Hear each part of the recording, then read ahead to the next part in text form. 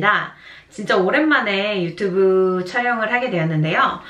그동안 제가 1월부터 준비하고 있었던 유튜브 컨텐츠가 있었는데 거슬러 올라가자면 2021년 1월부터 시작을 하게 되는데 제 개인적인 경험을 바탕으로 한 컨텐츠이기 때문에 참고만 하시거나 그냥 그런 경우도 있구나 라고 생각을 하면서 봐주시면 좋을 것 같습니다. 그럼 지금 시작해 보도록 하겠습니다. 제 남편이랑 저랑 아기를 갖고 싶다고 생각을 했을 때 패밀리 닥터와 제일 먼저 상의를 했어요. 패밀리 닥터하고 이야기를 해서 아이를 갖고 싶다, 이제 패밀리 플래닝을 하는 중이다 라고 이야기를 하니까 그러면 자연 임신을 한 1년 정도 시도를 해봐라 이렇게 이야기를 했고, 그 1년이 지난 후에도 아이가 안 생기기 때문에 다시 패밀리 닥터한테 가니까 패밀리 닥터가 그럼 산부인과 전문의를 한번 만나봐라 라고 이야기를 해서 산부인과 전문의를 만났어요. 산부인과 전문의를 만나고 난 뒤 이제 산부인과 전문의의 기본 검사를 다 했고요. 기본 검사를 다 한 다음에 이제 우리도 원인을 못 찾겠다 하지만 난임센터의 도움을 받는 게 좋겠다 라고 이야기를 해서 이제 저는 베리 지역에 있는 베리 퍼틸리티 센터를 갔어요. 베리 퍼틸리티 센터에 있는 산부인과 의사도 또 따로 있고요. 패밀리 닥터를 통해 난임센터까지 연결하는 이런 경로로 진행을 했는데 이 경로가 사실 그렇게 순탄하지는 않았어요. 저희가 이제 아이를 원하는 시점이 꽤 됐었는데 산부인과에서 퍼틸리티까지는 금방 됐어요. 근데 이제 퍼틸리티로 넘어가서 기본 검사를 받는 데 있어서 조금 시간이 오래 걸려서 개인적인 스케줄이 안 맞아서 시간이 조금 오래 걸려서 지체를 했는데 이제 난임센터에 처음 가게 되면 제 사이클 주기를 봐주는 비용을 내더라고요. 근데 한국 같은 경우는 제가 알기로는 병원에 갈 때마다 진료비 얼마, 그리고 초음파비 얼마 뭐 이런 식으로 따로따로 분류를 해서 정부에서 지급도 해주고 자기가 이제 비용도 내고 하는데 캐나다는 아시다시피 의료가 무료잖아요.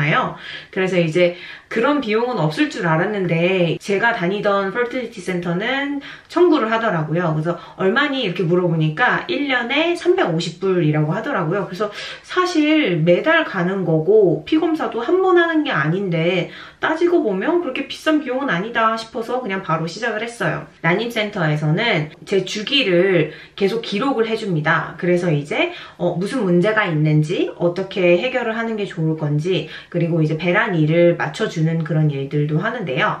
처음에 이제 갔을 때 그냥 배란 약을 먹고 과배란 주사를 맞고 시도하는 자연임신, 그리고 두 번째로는 인공수정, 그리고 세 번째로는 시험관, 이렇게 세 가지로 분류를 하는데 만약에 제가 원할 경우에는 인공수정 혹은 시험관을 바로 시작할 수 있는데 저희는 우선 과배란 주사부터 맞는 걸 시작을 했고요. 1월 달에 시작을 했었을 때는 그냥 자궁이 깨끗한지를 먼저 검사를 하는데 검사하는 과정 중에 제가 이제 난소낭종이 있다는 걸 알게 된 거예요.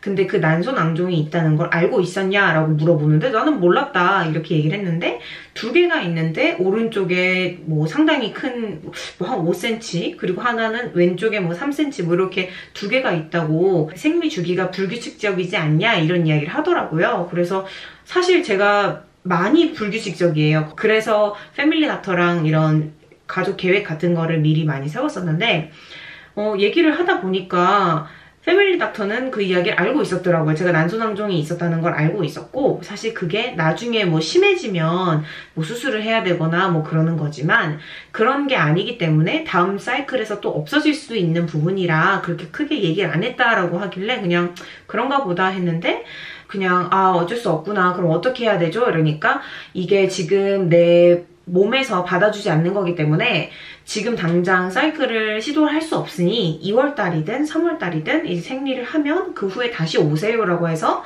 한번 까였어요. 한번 까이고 그 다음에 이제 2월이나 3월달에 다시 와라 해서 이제 그때 가기는 했는데 우선 그 난소낭종에 대해서 이야기를 드리자면 난소낭종은 사실 큰 문제는 아니에요. 누군가 난소낭종을 가지고 있다고 하면 그 다음 주기 때 없어질 수도 있고 안 없어질 수도 있는데 대부분 없어진다고 해요. 그래서 저도 이제 없어진 케이스고 근데 저의 큰 문제는 갑상선이었어요. 제가 정말 몰랐는데 갑상선 저하증이 있던 거예요. 그래서 그 수치가 원래 높으면 안 되는데 높아서 임신이 잘 안 된다고 갑상선이 또 자궁 쪽에서 이렇게 일을 하나 봐요. 그래서 이제 그 갑상선 수치가 너무 높으면 임신하기가 힘들다. 이렇게 해서 호르몬의 문제도 있다라고 이야기를 해서 약을 처방을 받아서 갑상선 저하증 약을 먹고 있어요. 지금도 계속 먹고 있고요.